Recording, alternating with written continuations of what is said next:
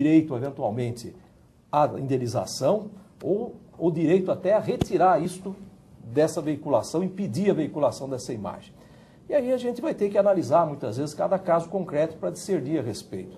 Eu acho o seguinte, que, em primeiro lugar, essa questão da renúncia da intimidade tem um outro contraponto. Muitas vezes há uma ausência de finalidade que justifique a divulgação dessa imagem. Se há um interesse público relevante, se há realmente o direito de informação que permita que aquela imagem eventualmente seja utilizada licitamente, legitimamente, me parece que aí a intimidade fica num segundo plano em relação à liberdade de informação, de expressão.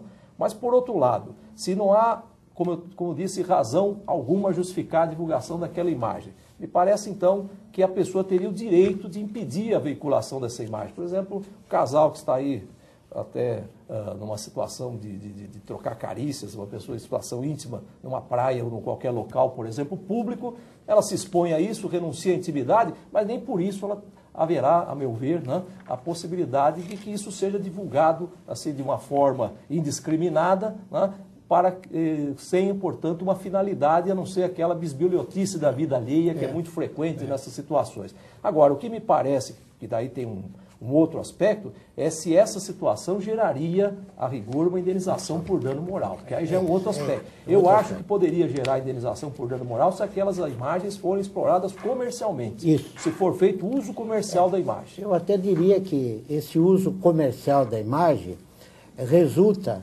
num dano patrimonial, num dano material, porque foi usada a imagem por uma divulgação comercial que rendeu um proveito econômico, não é?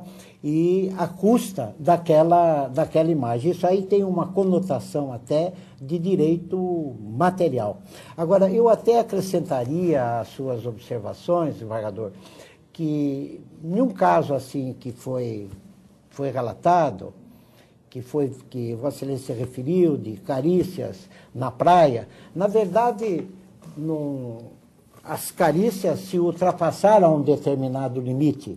E o que se fotografou concretamente foram cenas de alta sensualidade, foram cenas sensuais que se relatou. Eu também acho de que o casal, no caso, não preservou a sua intimidade, mas nem por isso a sua imagem poderia ser divulgada. Até porque a divulgação da imagem não consultou o interesse social. O que se procurou fazer? Procurou se divulgar pornografia. Isso foi incluído em um contexto pornográfico. E aí entra aquela história que a gente fala, a ausência de finalidade. A ausência de finalidade. Agora, verificar se o caso implicou dano moral, já me parece que é outra espécie de análise. Porque o dano moral, ele se prende, sobretudo, entre outros, a dois fatores que me parecem relevantes. É o desequilíbrio emocional e a aflição que o fato causa para quem padece do dano. É aquela aflição que muitas vezes não permite que a pessoa exerça as suas atividades, a pessoa não consegue dormir, a pessoa não consegue nem se alimentar, entra em uma depressão. Há um prejuízo profissional. Há um prejuízo profissional relevante. Então, daí vem essa aflição. Eu não sei se, em caso de certas manifestações públicas, como aqui, que nós estamos a nos referir, se isso aí implica em uma aflição pelo fato de ser divulgado. Às vezes até é uma boa publicidade para os envolvidos.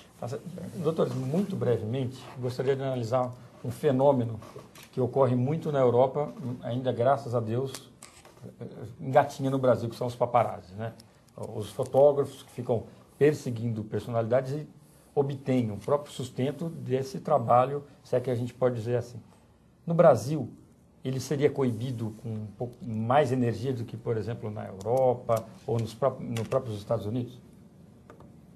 Esse profissional ele tem o direito de ficar explorando a imagem de celebridade fora de um contexto. Por exemplo, um ator que está numa boate com uma outra mulher que não a dele. Ele tem o direito de ficar perseguindo esse ator ou esse político e explorar isso comercialmente? Me parece que na legislação brasileira isso é enquadrável. É enquadrável como uma violação do direito de imagem. Porque a gente tem que distinguir também a atividade das pessoas. A doutrina faz uma referência, por exemplo, a esses modelos que desfilam. Então, há um autor que explica o seguinte, que se a modelo estiver desfilando com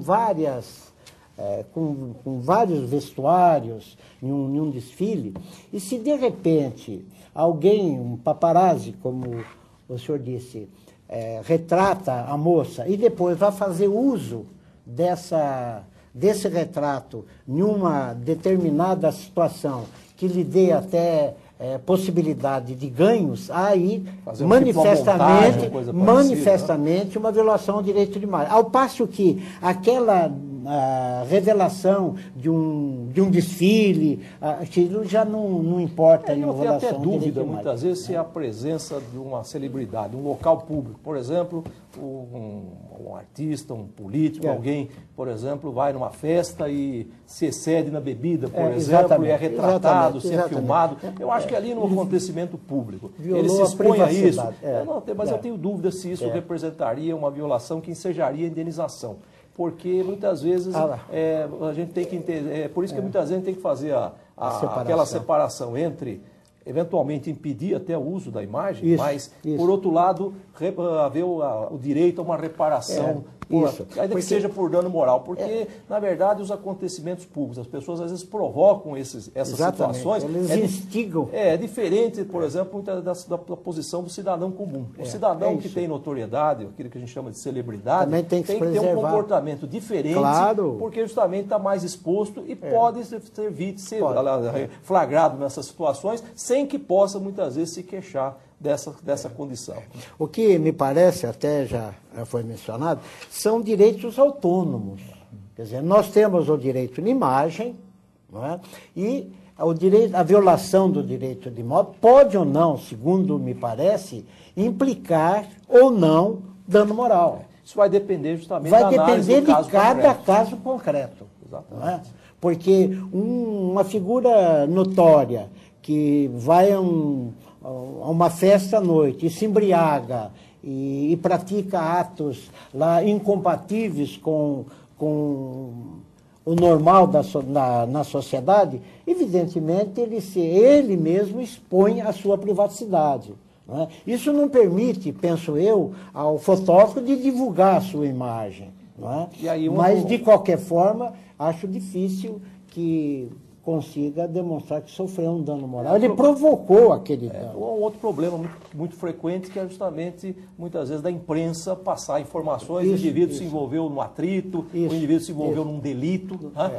Dependendo da forma como questão foi apresentada na imprensa, ao meu ver, não há nenhum tipo de violação à imagem, à honra, ou coisa parecida. Dependendo da forma como a questão é colocada, nós já tivemos oportunidade, inclusive, de julgar casos no sentido de que a imprensa responde, muitas vezes, não pelo uso, não pela utilização da liberdade de informação, mas pelo abuso do direito de informação, que é um outro aspecto, me parece que talvez, infelizmente, não tenhamos tempo aqui para debater.